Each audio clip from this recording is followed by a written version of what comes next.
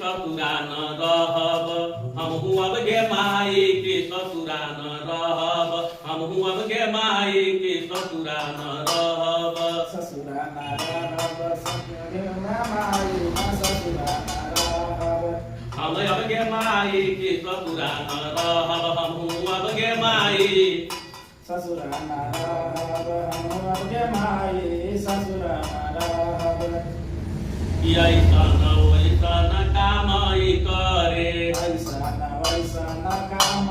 करे ऐसा न वैसा न कामई करे ऐसा न वैसा न काम करे कामई करे कामई करे कामई करे कामई करे जे सबके बदनामई करे जे सबके बदनामई करे जे सबके बदनामई करे जे सबके बदनामई करे काम न धंधा है कौनो कमाई काम न धंधा है कौनो कमाई कि ससुरा न रहब हमहू अब गे माई कि ससुरा न रहब हमहू अब गे माई कि ससुरा न रहब हमहू अब गे माई कि ससुरा ससुरा न रहब कहली कि हमरा नैहर द भेजाई कहली कि हमरा नैहर द भेजाई नैहर द भेजाई नैहर द भेजाई नैहर द भेजाई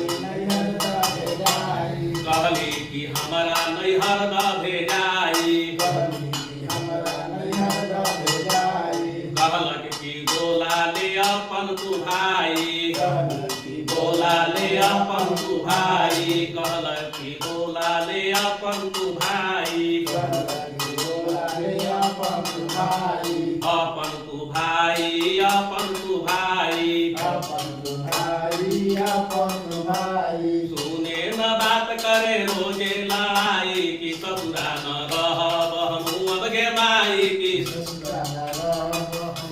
ना बाई में रोजे उकारे लड़ाई से ससुरा न रहब हमहू अब गे माई कि ससुरा न रहब हमहू अब गे माई कि ससुरा न रहब